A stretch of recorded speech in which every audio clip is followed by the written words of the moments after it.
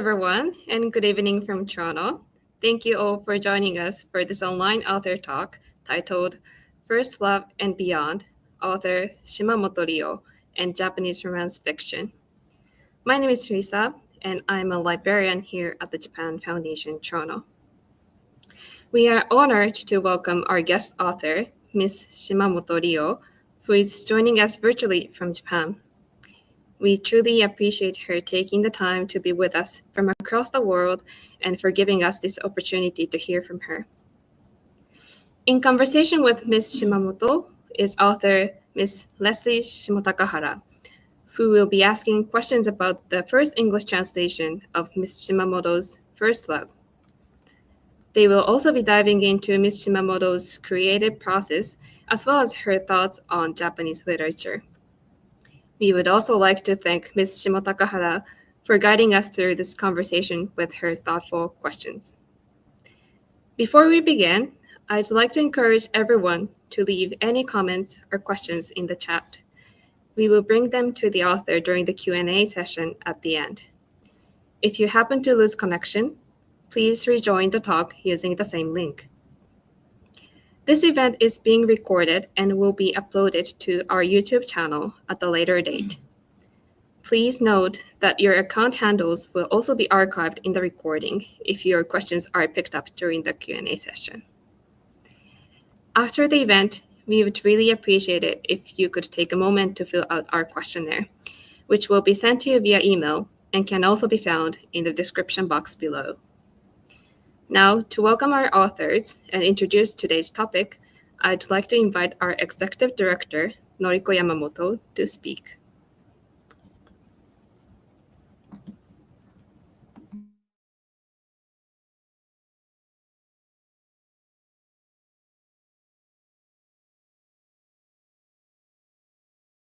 To the final event of the Japan Foundation Toronto's Valentine Event Series.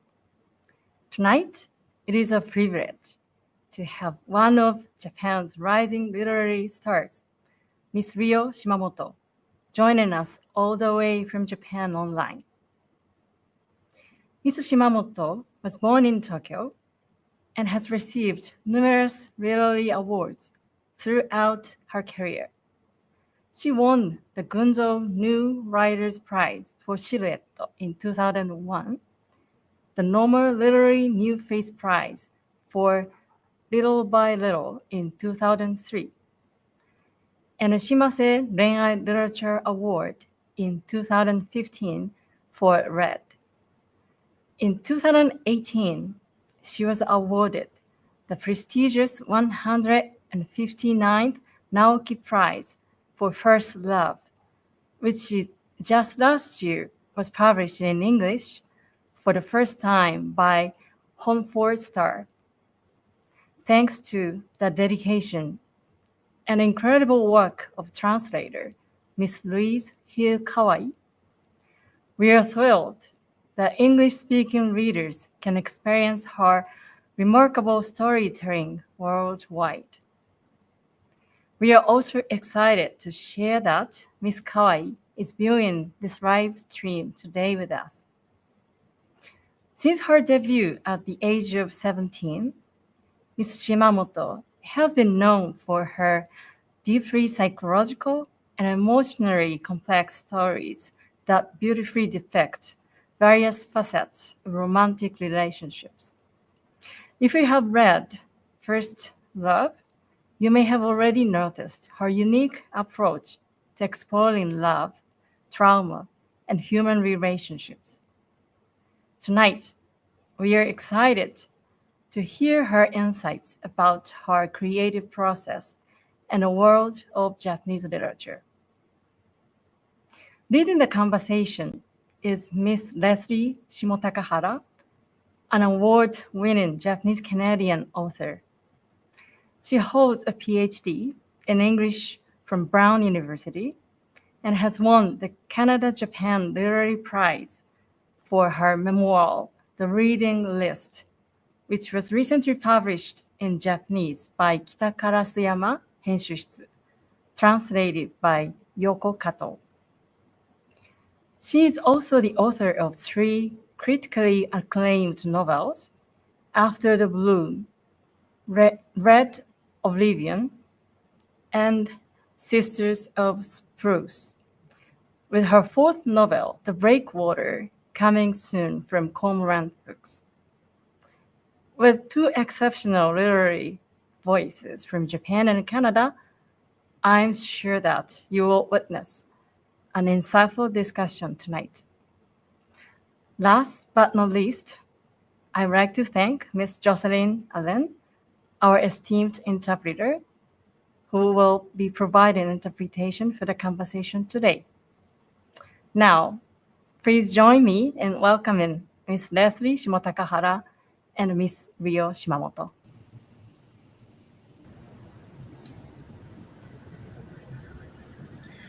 Thank you for joining me this evening for a conversation about your novel, First Love, Rio. I'm excited to be engaging in this dialogue with you. I have a wide range of questions to ask about this intriguing and provocative novel, but I want to begin with the basics of plot, to set the scene for the audience who may not be familiar with the topic of first love. Would you please start by explaining the shocking crime with which this novel opens? 冒頭の衝撃的な犯罪をちょっとご説明いただけますか。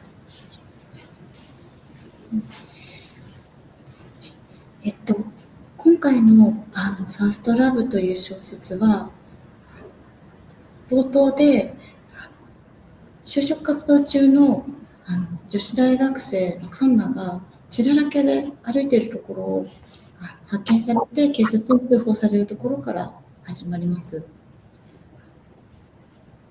カンナは父親を殺した罪でその後警察に逮捕されるんですが、彼女はそれに対して記憶がない、自分でも動機がよくわからないというふうに証言するんですね。臨床心理士のこの小説は臨床心理士のユキという女性が主人公なんですが、ユキはカンナがどうしてそんな事件を起こしたのかということをカンナに実際に会って探る。それで一冊の本を執筆するという仕事の依頼を受けます。そこから2人の対話が始まっていくというのがこの小説の主なストーリーです。Right, so this novel, First Love, the beginning of it is, it starts off with the scene of this young woman, Kanna, who is, she's on the job hunt, and she's discovered covered in blood walking along, and the police are called. She's then arrested for the murder of her father, but she herself claims to have no memory of it. She doesn't know her own motive either. And so clinical psychiatrist Yuki, she is the protagonist of the story, she is called in to write a book about Kanna's case and wants to know, why is Kanna doing this? Why did Kanna do this? And so she ends up meeting with Kanna to work on this book, and that's the start of their conversations, and that's kind of how the story goes along. And what inspired you to write a work of fiction about this topic of patricide? How did the idea first come to you? これについてなんで書こうと思ったんですか。きっかけは何でしょうか。そうですね。私は10代の頃に小説家としてデビューして、主に主人公が若くて男性の方が年齢が上の恋愛小説を書いてきました。10代の頃にもともとリラスが好きで、リラスのラマンを愛読していて、その作風に影響を受けたこともあると思います。ただ思春期の頃から若い女性の恋愛と性について考えるときに、恋愛の形をしている性加害、性虐待といったものがすごく紛れ込んでいるというふうに感じていたんですね。そこで自分の書いてきた恋愛小説というものの中に多くの思春期の少女が経験する恋愛を書いてきたんですけど、その中に果たして暴力的なものが混ざってはいなかったのかということを今一度小説で掘り下げて表現したいと思ってこの小説を書いたのが最初のきっかけでした。Right. So I debuted as a novelist. I wrote my first novel in my teens. And so most of the books that I've written so far have had or up to that point, when I wrote First Love, had younger protagonists, and a lot of men as protagonists. And I was writing about romance and things like that. I was particularly influenced by Duras' L'Amant, The Lover, which I read over and over again. I think I was really influenced by her style.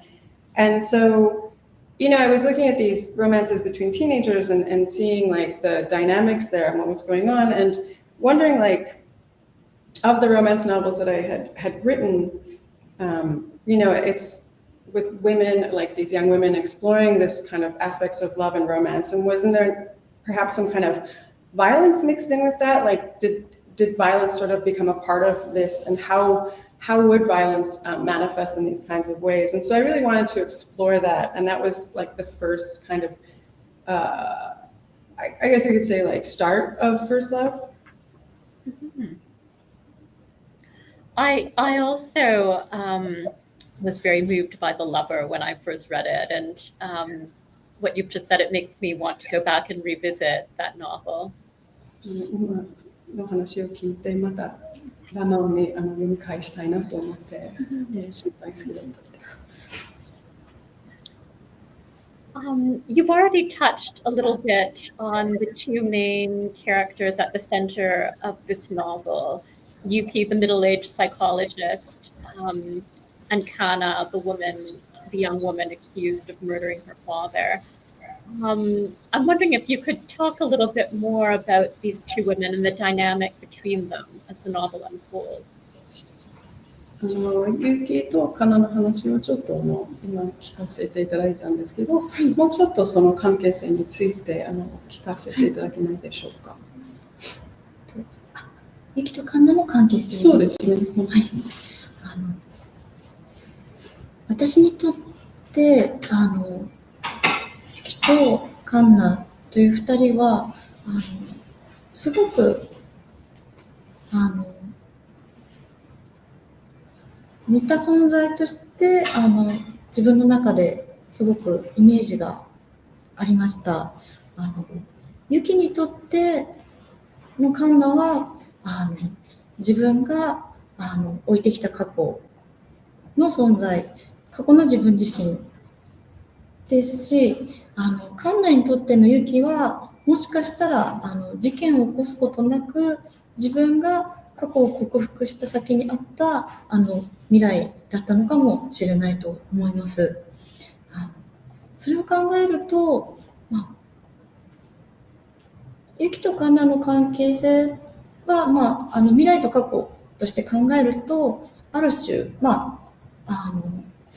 危うい残酷な面も含んでいる関係性ではあるんですが、だからこそユキは過去の自分も含めてもう一度救いたい、カンナの力になりたいというふうにやっぱり強いシンパシーを抱くというのもところもすごくあったと思います。For me, Kana and Yuki, these two characters, they really I think resemble each other quite strongly. They're very much similar presences in the book, inside of me anyways. The image that I have of them is very, very similar. For Yuki, Kana is she's the self that she left behind, the past self of her own past.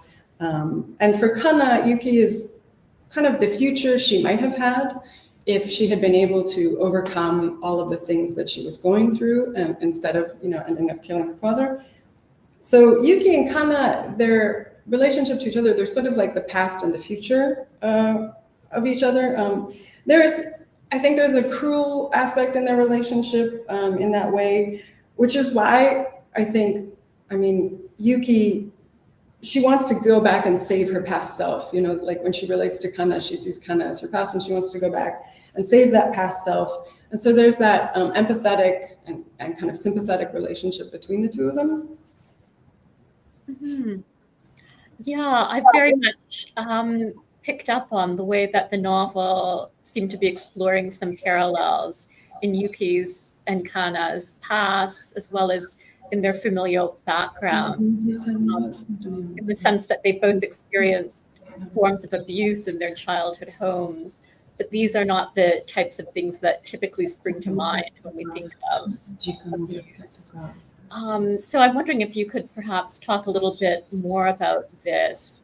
What made you want to examine how ways of looking and being seen might themselves constitute forms? 見られ方は暴力になりかねないということを探ろうとは何でしょうか。何ででしょうか。そうですね。この小説では視線というものを通して実際に体に触れることだけが虐待性加害ではないということを伝えたいと思いました。これは私個人の実感なんですが、子供って非常にすごくある意味正しい観察者だと思うんですね。周りの大人たちを非常によく見ているし、周りの大人たちが自分に対してどういった感情を抱いているかというのも非常によく感じ取っている。ただそれをうまく言語化できないだけで、非常にその感覚に優れているのが子供だと思います。そんな子供に対して何か性的な虐待、加害っていうものが起きたときに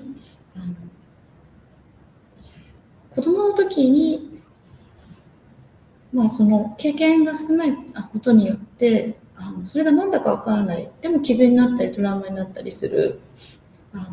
きっとそれは実は多くの人の中に眠っている記憶なんじゃないかと思ったんですね。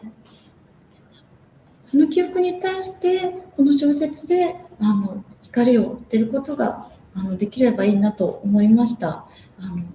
言語化しづらい性暴力というすごくデリケートな問題に対して小説という表現方法だったら繊細にアプローチしていけるのではないかなと考えたのが最初です。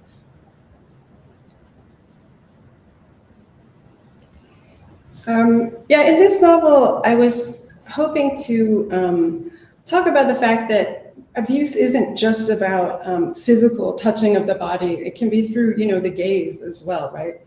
Personally, I think that children, in a certain sense, children are kind of the perfect observers, but they just can't put it into words. They don't have the words for the things they're seeing, but they're really watching all of the grown-ups in their lives, really paying a lot of attention to what they do. And maybe they can't put those actions into words, but they are really excellent at watching and paying attention and being very sensitive to what the adults in their lives are doing. So for a child, maybe if they are sexually abused in some way as a child, you don't have that much experience in life, obviously. You don't know what it is, perhaps, but you can still be hurt by it. You can still be traumatized by this experience. And I wonder if there isn't that kind of memory lost inside a lot of people, kind of tucked away. And I thought it would be great if I could give a voice to those kinds of memories. A lot of people who have maybe been through something like that and not had the words for it. And it's really hard to put that kind of thing into words, right? It's it's a delicate process, and maybe you don't want to come out and say it, but I thought perhaps through a novel and through my writing, I would be able to address it in a kind of sensitive manner. So that was my first kind of thought when I was approaching First Love. Yeah. I found your treatment of that aspect quite sensitive, as you said, and particularly the way in which Yuki, just her awareness as a child of her father's trips to visit child sex workers abroad. I found that very sort of dark and interesting in the way that it had clearly shaped her, her sexuality, her identity as a woman as she got older. I want to shift gears now to talk about mothers a little bit. I was very struck by how damaged and damaging mothers appear to be quite a prominent motif in this novel. So I'm wondering if you could explain to the audience a bit about the main characters' mothers. I'm thinking in particular of Yuki's mother, Kana's mother, and Kasho's mother, none of whom come off as particularly sympathetic characters. And I'm wondering what compelled you to put motherhood under the lens in this rather dark way.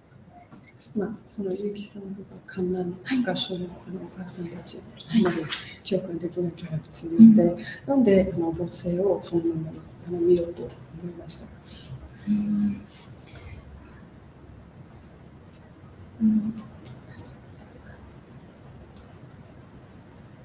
もともと私自身が母性や母親というものに対してそこまで完璧なイメージを持っていたわけではないことも大きいと思います。また日本において母親というものをイメージしたときにあたかも母親という人格を24時間していなければいけないようなそういった価値観も感じるんですね。でも本来明るく人格者であるということと母親であるということは決してイコールではないですし本来は別の話である。でも日本では特に完璧な母親像を求める傾向が強くてそこから逸脱してしまったときに私の中でユキやカショやカンナの母親というのは、みんなそれぞれキャラクターは違うんですけど理想の母親になれずにそこで子供と向き合うことを、ある種放棄してしまった女性たちというイメージがありました。それは彼女たち自身の問題でもあるんですがそこにはパートナーからの、暴力があったり母親一人では生活していけないという経済的な問題があったりそういった問題も隠れているんですね。なので個人の問題あると同時に社会の問題でもあると考えて今回はこういう母親像を描こうと思いました。Yeah, originally, like myself personally, it's not as though I had like this idea that, mothers or motherhood is this perfect, beautiful thing. And I think that was like a big part of me taking the topic up in this way.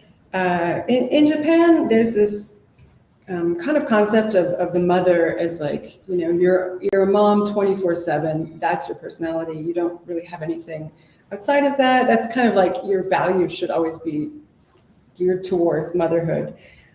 Is this, always like a bright, cheerful mom kind of idea? And that's not necessarily the case, right? Like motherhood does not equal this right, perfect person, but there is a tendency in Japan towards the image of like the perfect mother who does everything right. And, you know, when I realized that, when I started noticing that more, like with the mothers in the book, you know, Kanna's mother, Yuki's mother, Kasho's mother, they're all different people, and they're all different in different ways, but they're all not ideal mothers. You know, and so I was examining that image of women in that way, but also, you know, obviously it's their, part of it is them, like it's their personality or, you know, their own way of dealing with people. But I think there's also the hidden aspects that we don't get to see of, like, maybe there's intimate partner violence, maybe they're having like trouble getting by, you know, they're having economic issues. We don't see those. So it is a personal issue, you know, this kind of mother, but it's also a very social issue, I think. And so, you know, when I started to consider mothers, I really wanted to depict these aspects of motherhood. Yeah, I found it interesting how towards the end of the novel, some of these societal aspects were being teased out more in your writing, in terms of, for instance, I think there's a moment towards the end when Yuki feels some empathy for what her mother's own journey has been and how there have been hidden challenges that just show traces here and there on her body, on her identity. Yeah, I was actually also watching the Japanese Netflix show Asura over the past week, which I found also really kind of explores the darker side of Japanese femininity, being a mother, being a wife, and in that way, I thought had some resonances with your novel. 同じようなフェミニズムとか同性とか女性の社会的な見られ方とかを取り上げられているんで、とても面白かったな、その教授展が見られて。見てみたいです。Oh, I'd love to see that. It's very good. とても The title of your novel, First Love, struck me as having many resonances as I reached the end of the book. So I'm interested in your intentions for this title. Who are the first loves characters encounter in your novel, and how are they shaped by these formative experiences? 初恋は誰でしょうかで、その貴重な体験の主人公たちはどういうふうに変えられましたか？そうですね。私は逆にこの物語の中で本当の意味での初恋は描かれていないんじゃないかというふうに考えています。それというのも私自身がずっと恋愛小説を書いてきて、自分自身の恋愛小説に対しても若い頃恋愛だと思っていたものは本当に恋愛だったのだろうかという問いかけが自分の中にもあったんですね。多くの若い女の子が初恋だと思っていたものは、それは本当に正しい恋だったのか、自分が書いてきたものも果たして本当にそうだったのか、この問いかけをしたくてこのタイトルをつけました。で、それはやっぱり小説の中でカンナ自身が初恋だと言っていたものが実はもう全く違う姿をしていたのではないかというところにもつながってくる大事なテーマでした。なのでファーストラブというタイトルの意味について私自身はすごく逆説的な意味を込めてつけたところがあります。ただ唯一主人公のユキが初めて愛を知った今の夫との出会いは本来の正しい初恋と呼んでいいものだったように思ってます。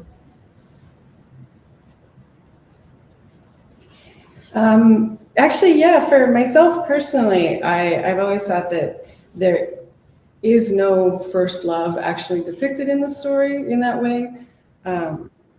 I came up writing, as I said before, I came up writing romance novels, and so there was always this, young girl falling in love, and when I was younger, like the things that I thought were love when I was younger, I started to come to think, was that really love? Like, are those things really about love? And I think a lot of times when younger girls think about, oh, this is my first love, I have this experience of first love, was it really a first love, or was it something else? And this was, my novels were like this, and I started thinking about this sort of thing, and I ended up giving it the title because of, this kind of doubt about first love. And in the book, like, for instance, Kana, what she thinks of as her first love is definitely comes through in a different form for us. We see it in a different way, And so talking about the idea of first love, that was an important theme, like Kana's discovery of her first love. And I think when I gave it the title of First Love, I really had kind of the opposite idea in mind. Like, I wanted to convey that it isn't a first love, that what we think of is maybe, we're not thinking about it in that way. But I do want to say that actually, for me personally, the protagonist Yuki and her first love, her current husband Gamon, I do think that we can call that a real first love and real love. Mm-hmm. Yes. When Kana refers to Yuji, I think his name is, as her first love, it's definitely a moment of deep irony for the reader, I would say, because we can very much see how that's a very sort of dark and twisted relationship. I agree that Yuki's relationship with her husband comes off as, in the end, like a very sort of healthy and balanced and quite ideal marriage. I found it interesting how your novel explores a form of male-female relationship that falls outside of romantic love, yet doesn't fit neatly within the terms of platonic friendship either.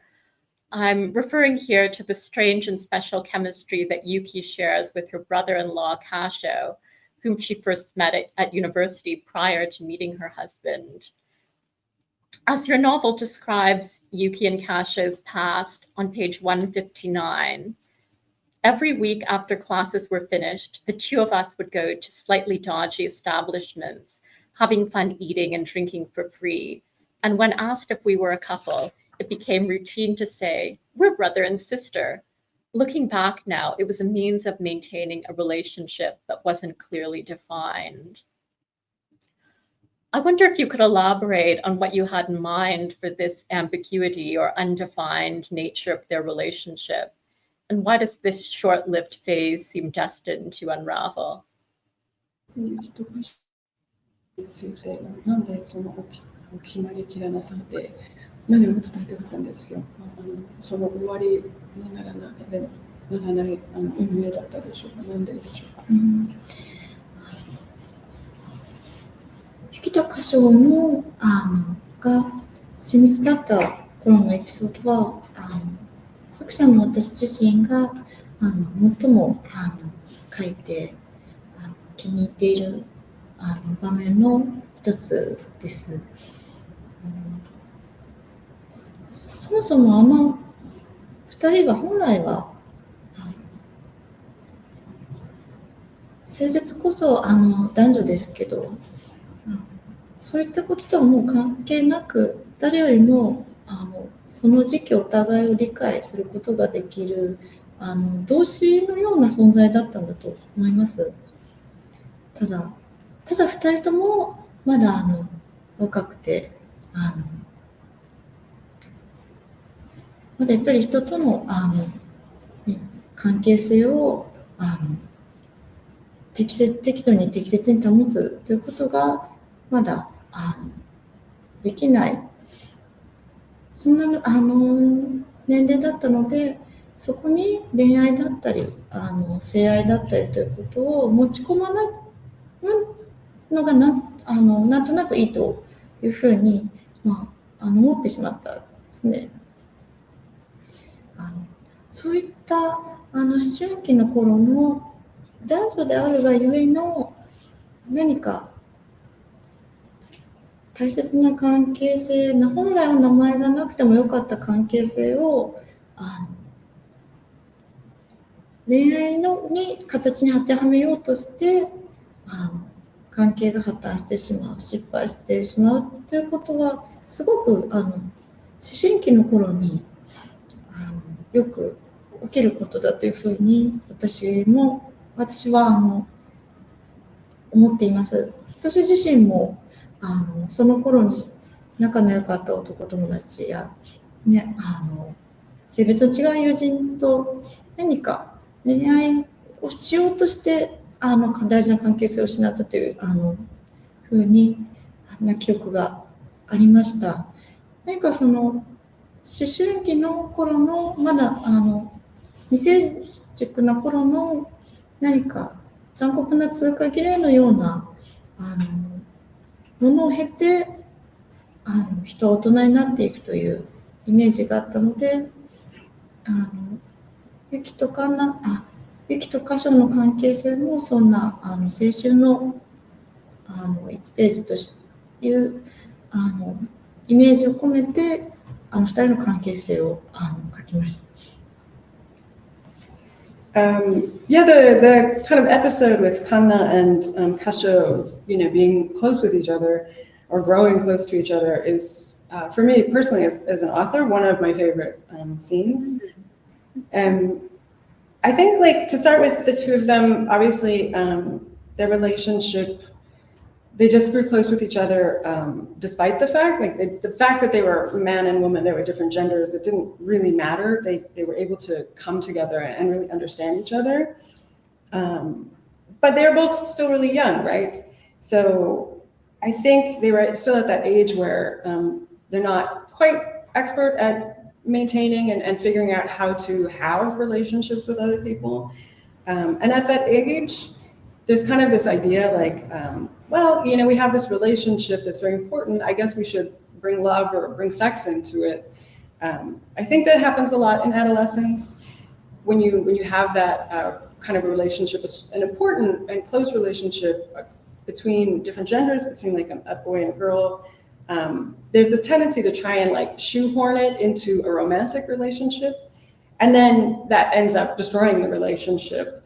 And I do think that often happens in adolescence because you're just, you're immature. You don't have the experience of how to be in a relationship with a person.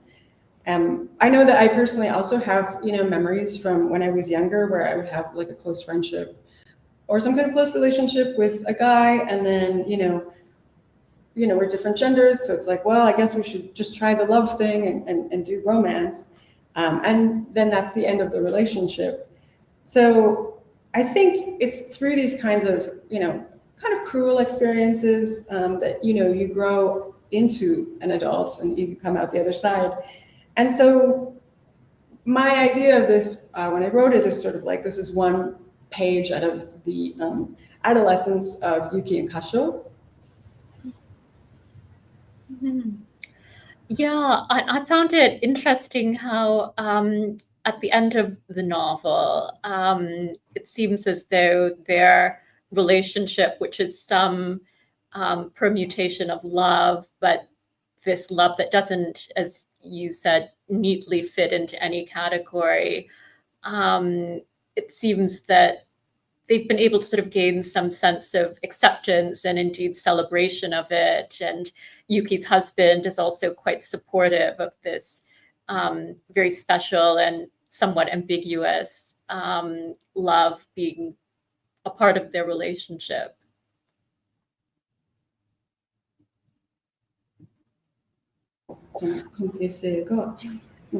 やっと認められるようになって、でガノさんもそれをなんか、応援しているという感じになっているのはすごい刺激的なと思ってました。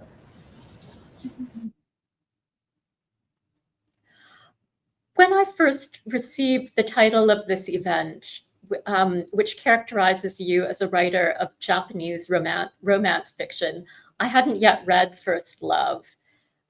As a result, I began reading the book with the conventions of romance fiction in mind, and I expected it to be, frankly, a lighter novel. Instead, what I discovered is a psychological thriller that seems to take a fairly dark or critical view of sexual dynamics at play in families and workplaces in contemporary Japan. So I'm wondering whether First Love is a departure from your prior writing. And where do you see your novels being situated in terms of genre within Japanese literature today? で、日本文学の位置づけについてそうですね。私自身の小説の位置づけに関しては、もともと私自身が日本の出版業界の中で純文学というジャンルからエンターテインメント小説というジャンルに移行したこともあって、私自身は実はそんなに自分の位置づけに対して何かこだわりを持っていたり、イメージをそんなに持っていたりするわけではないです。子供のミステリーという今回この小説は本当に私自身も心理ミステリーだと思っていて、で子供の頃から私はミステリー小説がすごく大好きでよく読んでいたんですね。子供の頃だとアガサ・クリスティやコナン・ドイルの小説作品が好きでよく読んでました。それでも私にで起こる殺人事件を書くことはできないので、ミステリーに挑戦するのはハードルが高いというふうにずっと考えてました。ただ小説を読むのと同じぐらいに思春期の頃から心理学に関心があっていろんな本を読んできたり、先生にお話を伺ったりしていたんですね。その中で心理学というのはすごく一つの大きなミステリーではないだろうか、人間の複雑な感情の謎を小説で描くことはミステリーになるのではないかというふうに気づいたんですね。そこからこの小説を書こうというふうに思いました。またそれまで自分はずっと恋愛を書いてきたので、じゃあ自分がずっと書いてきた恋愛と深層心理というものを、絡めてみたら自分らしい作品になると同時に新しい挑戦にもなるのではないかなと思いました。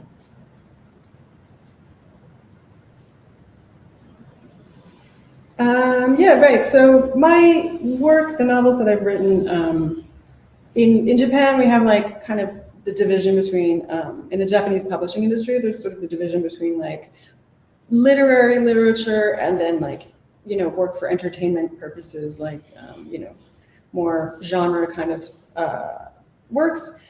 And I've never really been too concerned with where I fit into that kind of dichotomy. I haven't really been too bothered by where people put me.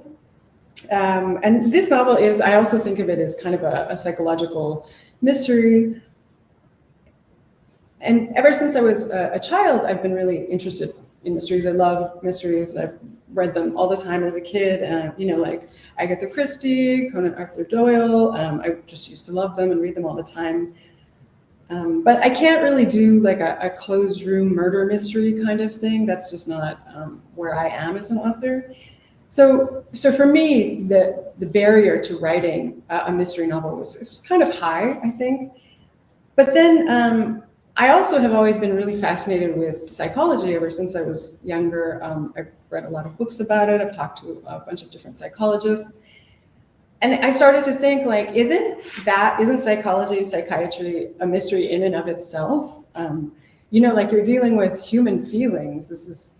Isn't that a huge mystery? And so I thought, like, oh, maybe I can write that. You know, I can take the romance novels that I've been writing up until this point and incorporate that element of like a psychological mystery to kind of create a book that is still me. It's still my writing and my style, but also a new challenge for me. And I'm wondering, do you see yourself in the future writing more novels that are kind of hybrid, combine part psychological thriller, part romance or women's fiction? そういうような心理ミステリーとかその混ぜるようなことを書こうと思っていますか？はい、そうですね。今は実際の事件をベースにした小説の構想イメージが自分の中にあって、そこにその小説の中ではより複雑な犯罪に関わる人間の心理を書きたいなというふうに最近は考えてます。Yeah, actually, right now I'm kind of turning over in my head an actual incident, an actual case that has occurred in real life, you know, and just letting it sit inside me. And I'm thinking that I would really like to do something like a more complicated sort of psychological mystery novel at some point. Mm-hmm. Yeah, and I just want to add that when I was a child, I also really loved reading mystery novels, Agatha Christie, P.D. James, and yeah, some of my novels have also included mystery elements, but I also agree with you that as an author, I would never approach like a sort of police procedural mystery series because, well, for one thing, I think you have to be quite prolific, like churning out perhaps one a year, and it's not really how I work as a writer. But incorporating mystery elements into other types of fiction, I think is a very sort of interesting undertaking as a writer.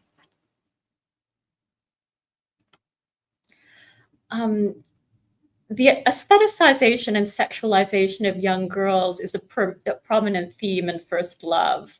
And Kana's father's role as a famous artist and art teacher, it seems to be very much enmeshed in the problem. I wonder what you in this novel were seeking to say about the role or responsibility of art. 芸術の役割と責任について何が伝えたかったんでしょうか？そうですね。表現の自由、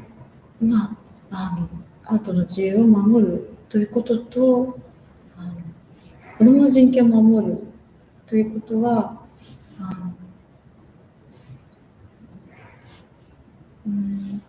社会において両方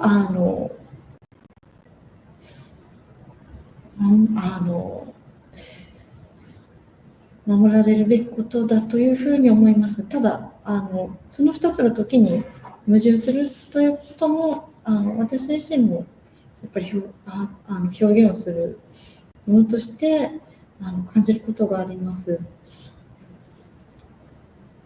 それに関しては何か一律に線を引けるものではないというふうに思いますし、だからこそ表現する側あるいはその作品を受け取る側一人一人が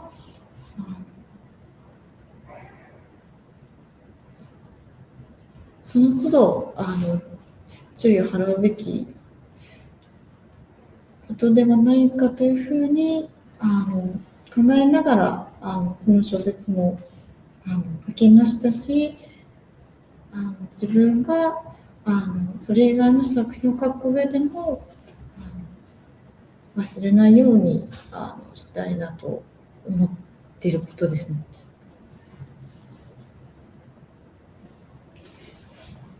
Yeah, it's I do think like freedom of expression of art is something that we need to protect and keep for sure. Likewise, you know, the rights of children, and we should be protecting them as well. So as a society, I think we need to maintain both of these and protect both rights. But I do think I have felt, you know, at times that the two sort of contradict each other. They come up against each other and clash in different ways. So I don't think like we should limit art, but at the same time, I think the side creating, the creator, and the people who are taking in that creation, I think, you know, while I was writing the novel, I was thinking about how maybe we need to be more careful and pay more attention to, you know, what we're doing in that aspect as creators and observers.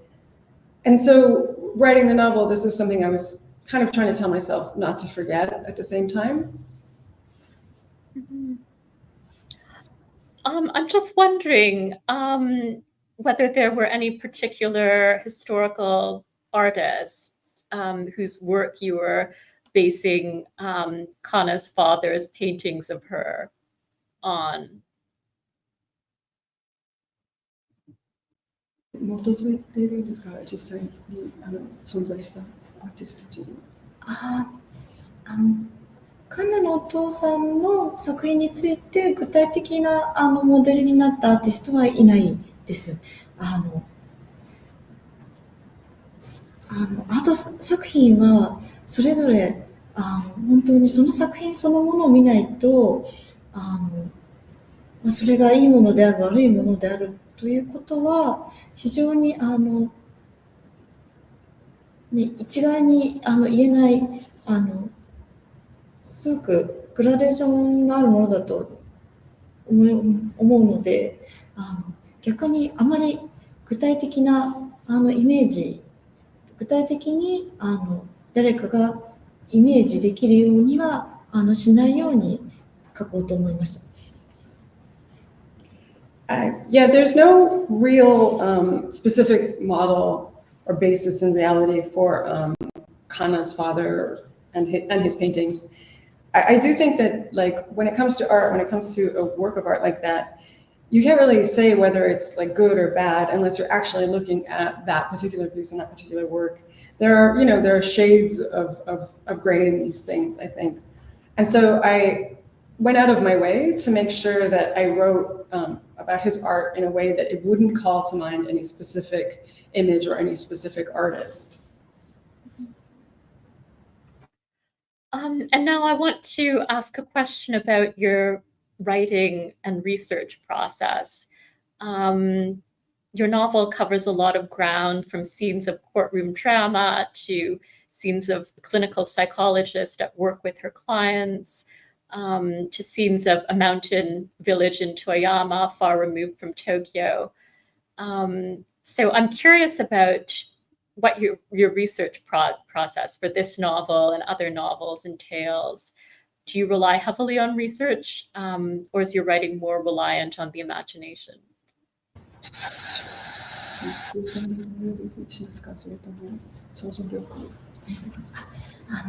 私自身は取材で出かけるのが好きなので日本から海外までさまざまなところに取材に行きます。特に日本には四季があるのでほんの少し小説の中で時間が経つだけで主人公たちが見ている景色がガラッともう移り変わってしまうんですね。その見ているその変化を私自身の目にも焼き付けて小説の中で描くためによく旅に出たりもします。そうやって移動を繰り返しながら実際の景色と自分の想像力と重ね合わせて小説を作っていくことが多いです。I personally really like going out and doing the research and going around. So whether it's in Japan or overseas, I'll go and actually go to the place. I think the thing is when you're writing a novel, especially in Japan, the seasons are fairly distinct, and so with the passage of some time in the novel, the whole scene that the protagonists are seeing can just completely change the look of the place. And so for me to really accurately depict those things, I want to be able to go and see the actual place. So I do go on a lot of trips to different places. And I think a lot of the time when I'm writing, it's a mix, it's a mix of both my imagination and the actual details that I've seen. I bring them together. Mm-hmm. Mm-hmm. So the historic setting in Toyama that your novel depicts, did you visit there? はい、富山県にも行ってきました。雪の中をたくさん歩き回って最後はちょっと足が疲れて帰れなくなるんじゃないかと思いました。Yeah, I did go to Toyama, the places there, and we went and walked around forever in the snow. So by the end of it, my legs were so tired. I was like, oh, I don't know if I'm going to be able to make it back. Yeah, well, that chapter very much made me want to visit Toyama, which is actually where my great-grandmother lived and immigrated to Canada around the late 1890s, I believe it was. So one day I hope to visit.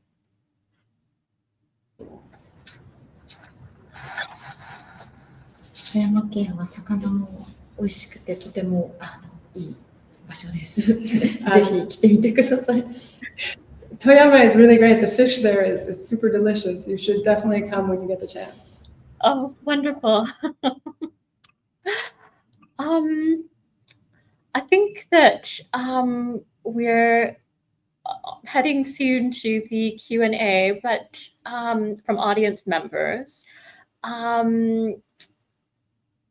Maybe I think I have time for perhaps just one more quick question. I'm curious about which authors have been notable influences on your writing. And are these mostly Japanese authors, or do you read quite a bit of literature and translation these days?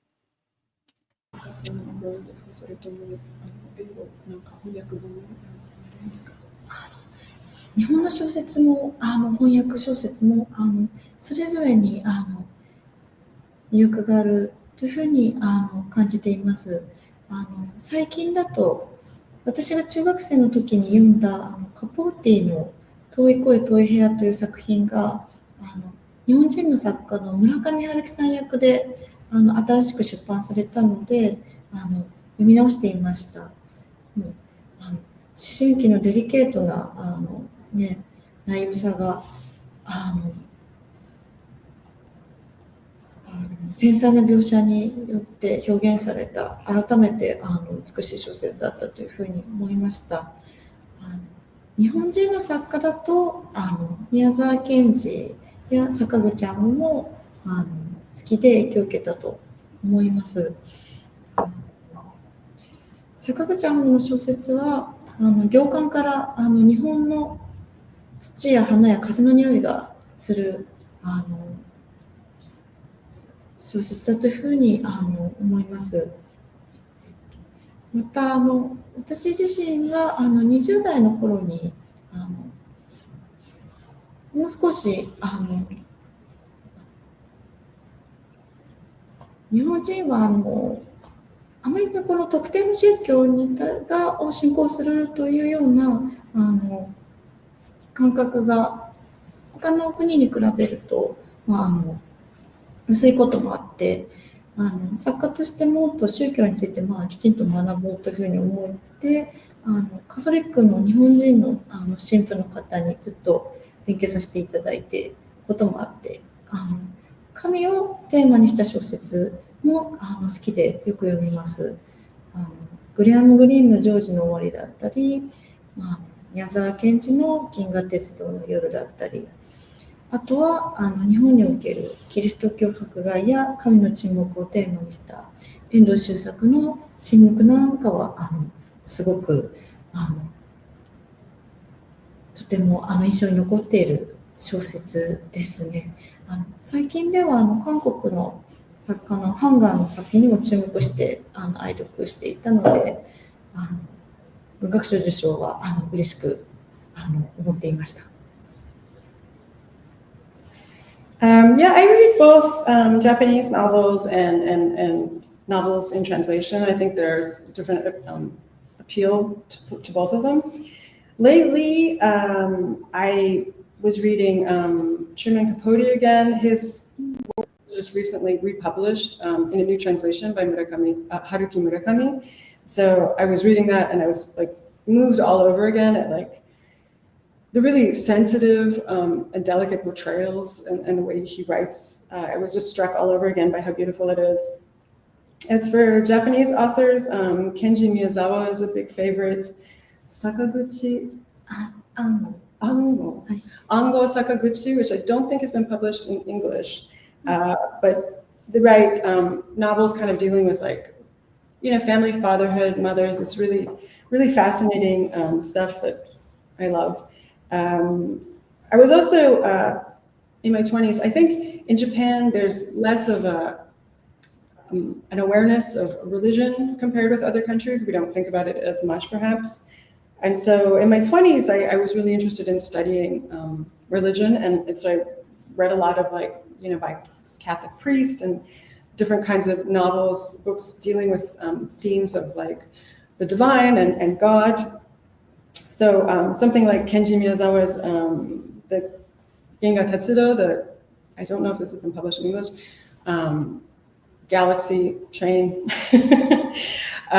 Graham Greene's work was really also something that really struck me. There's another Japanese author, Endo Shusoku, who writes on the theme of the divine as well, which has really made a huge impression on me. And lately I've been reading, really struck by the work of the Korean author Han Kang, who, I was so delighted when she won the Nobel. That was amazing. Now we have a question from Johan. Could you describe a bit about why you chose Kasho as a defendant who helps people even though when he has every reason to hate everyone, as shown through his damaged past and affairs? あんまり人に好きにならないタイプなのに、今のその弁護士の役割にして人を助けるような役割にしたのは何ででしょうか？そうですね、この小説は一ついろんな登場人物たちにとって、過去の虐待がテーマになっていて、それによって事件を起こしてしまったカンナという登場人物がいて、それを救うユキという主人公もいる。で、カショもまた傷ついた登場人物の一人ではあるんですけど、彼自身はたとえ実の親に救われることはなくても、その後義理の兄のガモンさんだったり、彼を支えてくれる人とも出会うことで、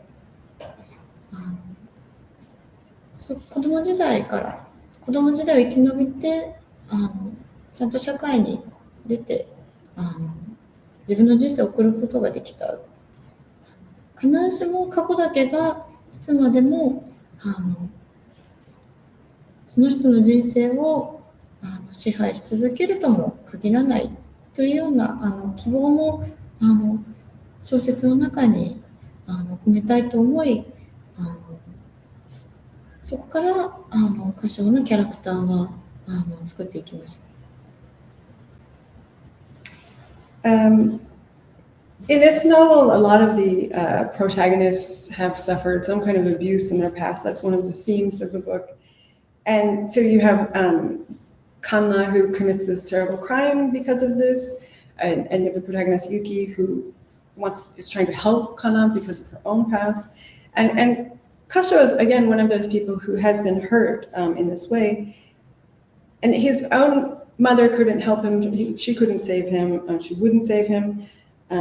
But his step brother, his cousin, Gamon, and their family step in, and he's saved by them in a way. Like he's, helped through their interference, and so he's able to step out into the world, step out into society, and become his own person.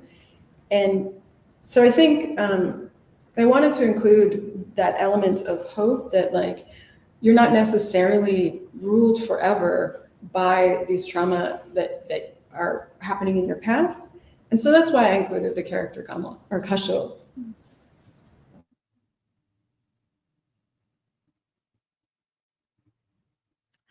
Now we have a comment and a question from YH. Thank you. I really enjoyed your book and talk. How do you think your writing style has evolved throughout your career? Do you ever revisit your early work? 作品を見返すことがありますか？執筆のスタイルですか？どういうふうに変化してきたんですか？変化ですか？まあそうですね、進化変化。進化変化。執筆のスタイルの変化についてはそうですね。執筆をするときに心がけていることがあって、新しい挑戦を一つしよう。そして苦手なものを一つだけ取り入れよう。あとは自分が書きたいものを書こうというふうに決めてます。100% 自分の書きたいもの、書けるものだけを書いてしまっても、過去の作品の模倣になってしまうので、あえて自分の中で不得意だと感じるもの、咀嚼しきれていないものを小説の中に取り入れたいなというふうに思っています。それがすぐには自分の中でうまく消化できなくても、そこから新しい大きなね、自分にとってのテーマに変化していくことはあります。また、過去の作品については本当にその時の気分で突然3年前に書いた小説が読み返したいというふうに思う時があります。多分その時の自分の中で解決しきれてなかったテーマみたいなものが今だったら見えてくるかもしれない。そんな何か自分が無意識の領域が小説の中には潜んでいるなというふうに思いながら読み返すことがあります。As for changes to my writing style, I think there are some things that I'm always keeping in mind when I'm writing, and one of those is I want to take on a new challenge, do something new. I want to incorporate at least one thing that I'm not good at, like maybe I'm bad at, and then I want to just write what I want to write. And it's not necessarily like you can't write the exact thing that you want to write 100% of the time. And so, when I look at my past works, I'm kind of noticing the things that maybe didn't work out as well as I wanted them to. So I want to incorporate those into newer works. And maybe, things that I wasn't able to immediately digest and take into myself, I can sort of, at some point, I'll get there and get it into a theme in one of my works. Mm-hmm. But when I go back and read my past work, it's sort of like I'm right back in that time when I wrote it. I'm the me that I was like 3 years ago or whatever. And so I read these past works and I notice things like like I couldn't quite get to where I wanted to go with something at that point, but maybe like I could now. But I think that, you know, reading my past work, it's kind of like, I think my unconscious like subliminal ideas are lurking there, and so I'm reading it again and like picking them up. So I don't think it's that different.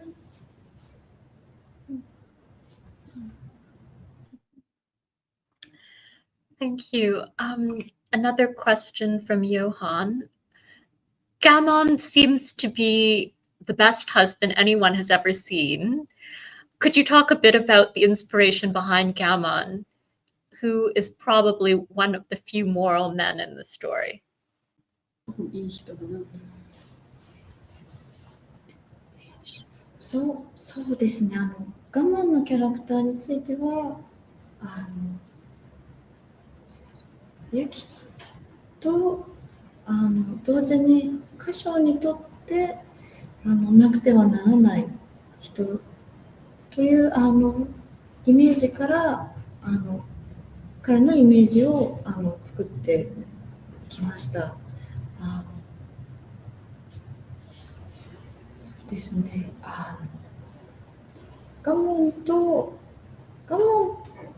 だけがやっぱり独立してイメージにあったわけではなくて、この小説の中では我慢と歌唱とユキというやっぱり3人のバランスがすごく重要だったんですね。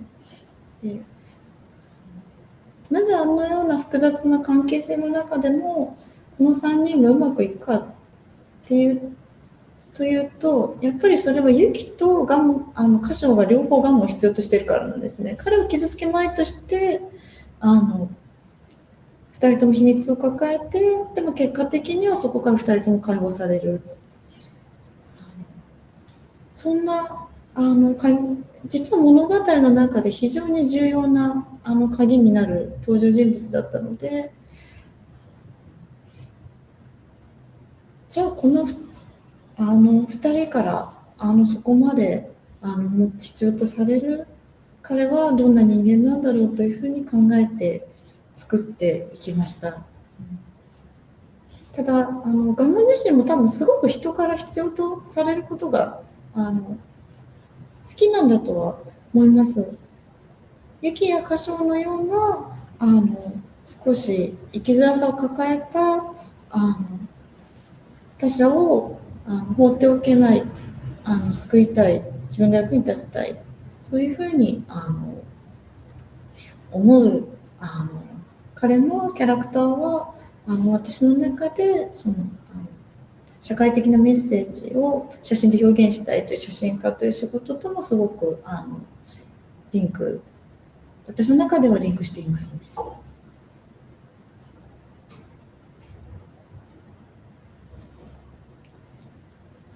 Gamon's character is, I came up with the character of Gamon when I was trying to create someone who was like an essential person in the lives of both Yuki and Kasho.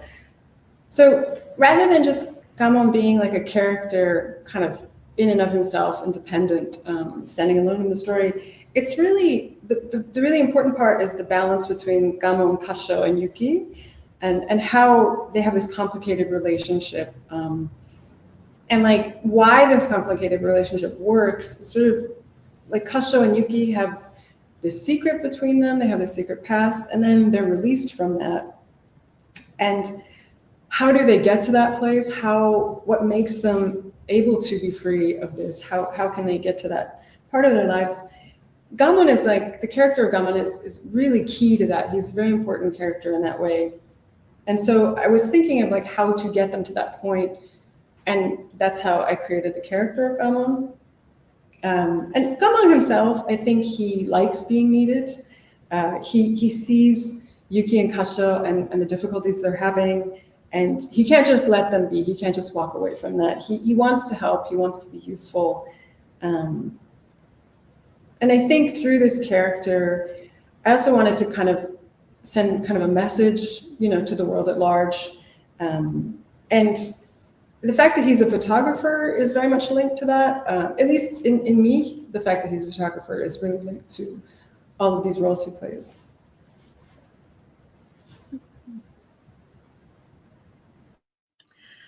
A question from Ruby.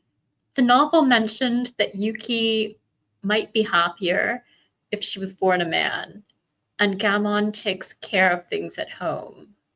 Can you expand a little more on this switch on gender roles and how they affect the story?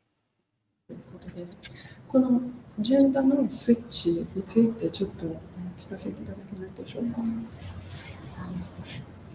この小説を書き始めた頃、日本でも男性の育児に対する育児や家事に対する協力がすごくもっと男性も育児家事に参加してほしいというような声が日本でもすごく高まっていた時期だったんですね。で、ただそれは個人の意思だけの問題ではなくて、やっぱりこの会社という組織、いろんな場所、あるいはいろんな場所で働く人の自分の時間をなかなか家族の時間を持つということがそれまで難しかったっていうような社会的な問題でもあると思います。で、私自身は小説家で、周りにも小説家の友人が多いんですが、小説家の男性ってすごく私の周りの小説家の男性はむしろ自分がメインで子育てをしていたり料理が好きで自分の方が長く家にいて小説を執筆しながら家事をやったりという男性もすごく多いですね。そのイメージがあったので必ずしも男性がそれをやりたくなくてやっていないわけでもない、そうとも限らないというようなイメージがあったので、これから新しい時代に向けて必ずしも自分の仕事最優先ではなくて、むしろ家庭のことを請け負って家族を愛している男性像というものがこれからの時代どんどんリアルになっていくのではないかという予想とイメージを込めてこの小説の設定を考えました。When I first started to write the novel, even here in Japan, a lot of people were talking about how they wished men were helping more with like child rearing and housework and things like that. It was a lot of voices were speaking up, but I don't think it's not a problem. It's not a matter of the individual, right? It's not a personal problem in that way. It's a societal problem in like the fact that people, working in all of these different work environments, it's really hard to make the time for, even your own self, much less your family. And because I'm a novelist, I know a lot of novelists. I have a lot of novelists in my life. And like a lot of the men that I know, male novelists, they're, the main caregiver of their child, or they do, the majority of the housework because they're at home taking their time writing and they like it. Like they like doing, being a part of the household and contributing in that way. And so I felt like it wasn't just a matter of like, oh, men don't want to do that or men, would rather, not. So when I was thinking of the setting of the book, I was kind of thinking of this new era of like it becoming more and more a reality that more men are not prioritizing work. They're not prioritizing their job over everything else, but looking towards, their families and their homes and taking care of that sort of thing as well.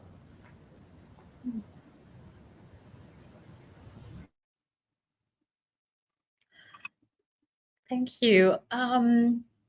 We're approaching the top of the hour, so this might be the last question from the audience. This is from Emmy. How do you usually come up with a title for your novel? Is it decided before or after you write the story? 書き終わったら、いつ決めるんですか？実は小説のタイトルを決めるのがすごく苦手です。なので、書き終わってからものすごく時間をかけて考えます。それこそ昔から読んできた本だったり、辞書だったり、あるいは、音楽のタイトルだったり、絵画だったり、もうあらゆるところからイメージに合う言葉はないかなと思って、一つの言葉が気になったら、その言葉に似ている言葉をどんどん検索したり探っていって、これだと思う言葉を見つけるまでずっと探していくことをします。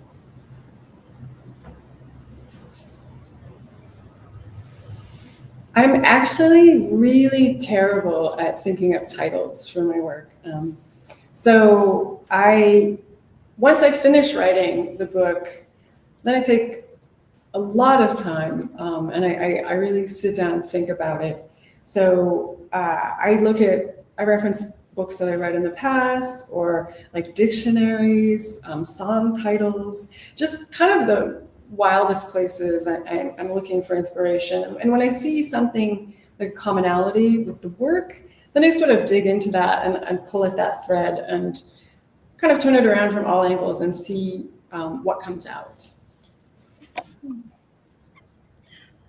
Well, thank you, Rio and Jocelyne, for the opportunity to have this lively conversation about your novel, First Love, and your broader portfolio of fiction. This has been a really wonderful opportunity. And now I'm going to turn things back to Risa at the Japan Foundation. Thank you very much, both of you, Ms. Shimamoto and Ms. Shimotakahara, for your time today and sharing your insights with us. We truly appreciate this engaging conversation. And thank you to our audience for joining us. We hope you enjoyed the talk. And please visit our library in Toronto, where you can find the copies of both the English translation and the original Japanese of First Love, as well as Ms. Shimotakahara's books as well. We also have ebooks of some of the works available through our digital library, JF Canada USA Digital Library.